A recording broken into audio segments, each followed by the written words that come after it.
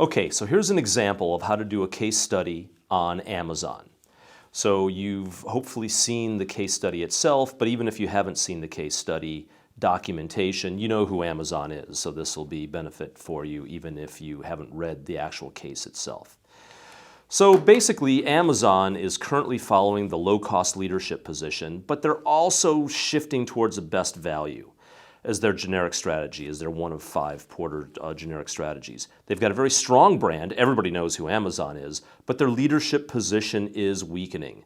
They have strong financials, but their profit margins are weakening. And if you crunch some of their numbers, a lot of their numbers used to look really good, and they're all starting to weaken over time. There's increased competition as well. Basically, as they move from the web 1.0 to 2 to 3, more and more competitors are starting to come up. So things are okay for Amazon, but the future doesn't look as strong as it has been. Their share price is down, there's a number of sell ratings from various analysts, and they can't be complacent. If I was the CEO, I would be worried. Their major competitors. First of all, the case wastes a lot of time talking about Barnes & Nobles. But Amazon has already beaten Barnes & Nobles. Basically, they're yesterday's news. And a lot of the data in the case is really a red herring, meaning you can kind of ignore a lot of the stuff that they talk about Barnes & Nobles.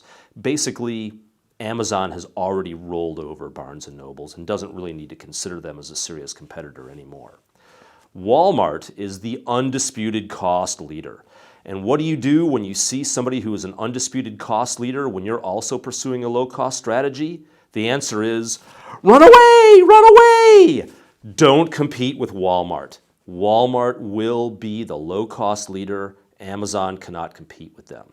So the current generic strategy where they're in the low-cost position, you got to get out of there. You have to pursue something else. iTunes is not a great space for Amazon to compete in. Apple's really carved that out very well. Google and the Play Store, this is their game. You gotta pick your competitive turf. And downloads don't really leverage Amazon's core value chain and core competencies about shipping things. And so this isn't really the competitive space that they want to be in. And again, the case gives you a lot of information about iTunes. It doesn't talk about Google at all. The case was written before the Play Store and Android even came out. But if I were Amazon, I would not be trying to compete against iTunes. So I'm going to run away from this competitive space as well.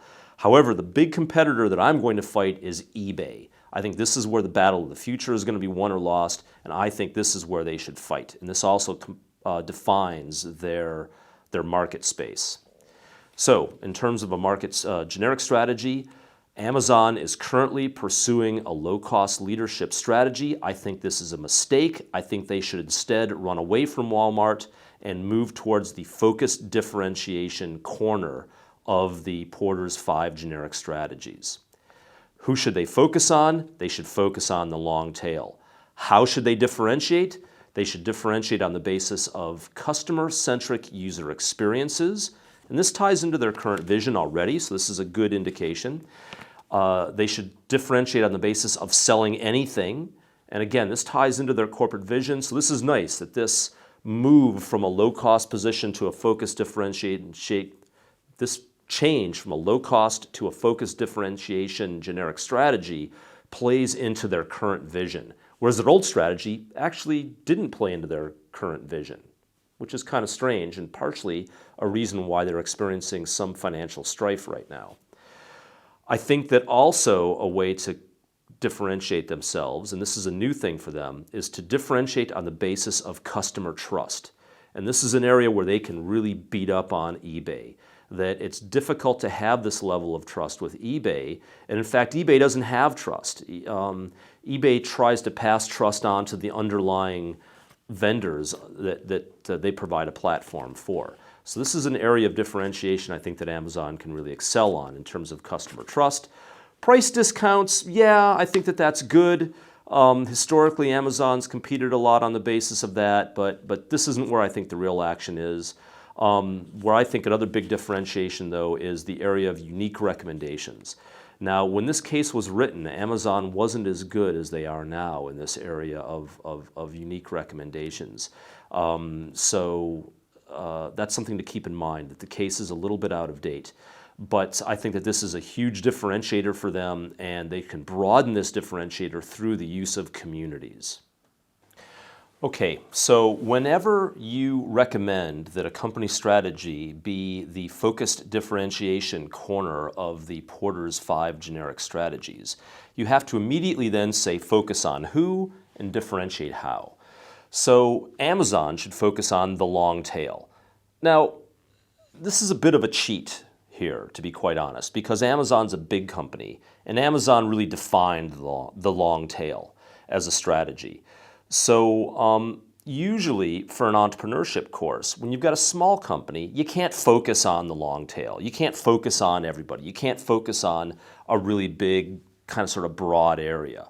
And so focusing on the long tail, I have to admit, is a little bit of a cheat for me. But Amazon is a big company. They're a global powerhouse. So normally when you say focus, you have to say focus on a very small, differentiated market segment. But Amazon is a little too big to say that. And so for a company like Amazon, you can get away with focusing on a broader segment. So that's what I'm doing in this particular case. But I'm warning you that unless you're doing a global powerhouse like an Amazon or Disney or Walmart or somebody like that, if you're doing a case strategy on a small company, you can't focus on a large number of people. You have to focus on a small number of people, and you have to really do your segmentation. Anyway, you've had lots of time now while I was talking to read what the long tail is all about, and there's some exercises on the long tail as well too, so I'm going to move on. Next step, vision analysis. I like Amazon's vision. I like their customer-centric vision. I like their sell-everything vision, but there's a couple of weaknesses. In particular, they don't really mention trust in particular, and I think that that's a mistake. I think that they should focus their mission and vision more on trust, and they should focus it more on community as well too.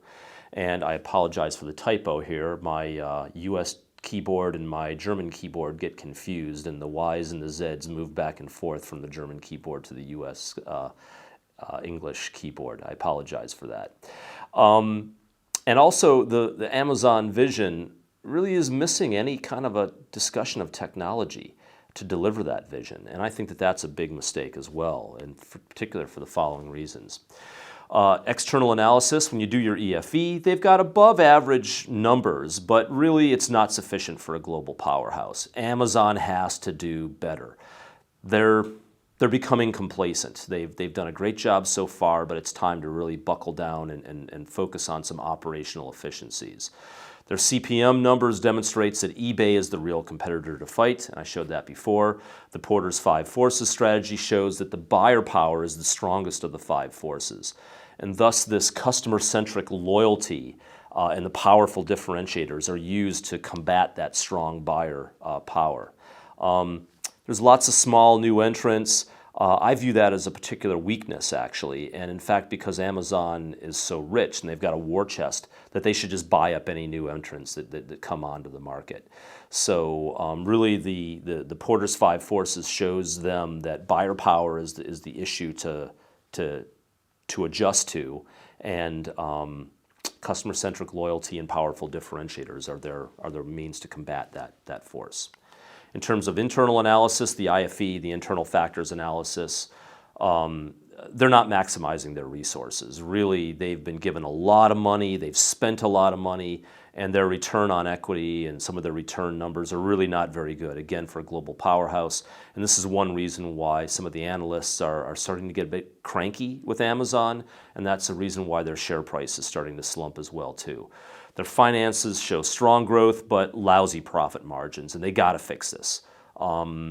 Eventually, the CEO is going to lose his job if he continues to allow the margins to slip. And already we're starting to see some news articles come out about this as well, too. So one way to do this, one way to fix their value chain is one way to fix their margins is to focus more on their value chain. And in particular, they should backward integrate into the suppliers, basically by stealing people from eBay and Facebook.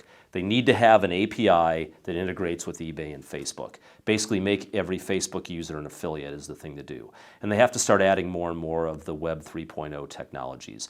They can't allow somebody else to be the technology leader. They've got too much money, they've got too much of a leadership position.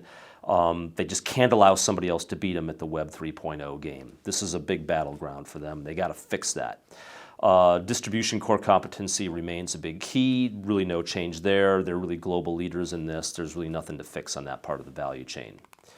So strategic analysis, when you run through all your SPACE, GS, and IE matrix, they all show pick aggressive support strategies. Normally you should pick 2 or 3. I'm going to pick 5 because they all work. Forward integration to bolster distribution, backward integration to ensure they can sell anything, not just books, but they should be selling eBay style stuff.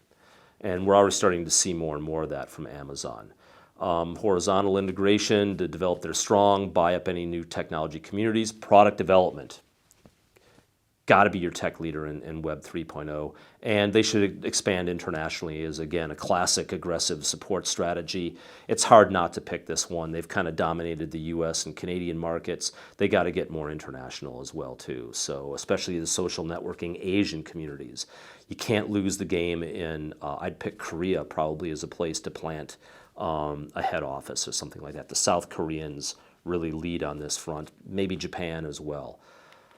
Implementation. First thing I would do is on the organizational structure, I would pick some organizational structural issues that specifically address the strategic analysis. So I'd put somebody in charge of product development and I'd put somebody in charge of the market development internationally, right? So number 4 and number 5 here then become your new officer positions. So I'd pick an officer position in charge of making sure you've got the APIs for Facebook and eBay, and I'd probably even have that person be in charge of strategic customer interaction with both Facebook and eBay as well. So I probably wouldn't have that officer position be just tech. I'd probably have it be strategic partnership as well as tech. So I'd add those specific strategic business units. I'd put somebody in charge of Asia and make that individual specifically accountable, and I'd make that person live somewhere in Asia. Again, probably South Korea, maybe Japan would be my pick. I don't think China's the way to go. I think there's just too many barriers in China. I think that would be too dangerous and risky of a proposition. Maybe a low-level VP stick in China or something like that, or buy somebody in China. But South Korea or Japan would be my 2. Specifically numerical objectives, I would increase profit margin and pick some specific goals there, and I would tie those goals to some specific functional support goals and also tie that specifically to rewards as well. So don't just say I want somehow to get better margins. I would also tie that specifically to a reward structure. That's it. That's your analysis. You should be able to write that up in approximately 3 pages. I tried to get right to the point and give you the highlights of everything without going through the time and the effort of showing you what all the appendix information would be to validate these various things. Look forward to seeing yours.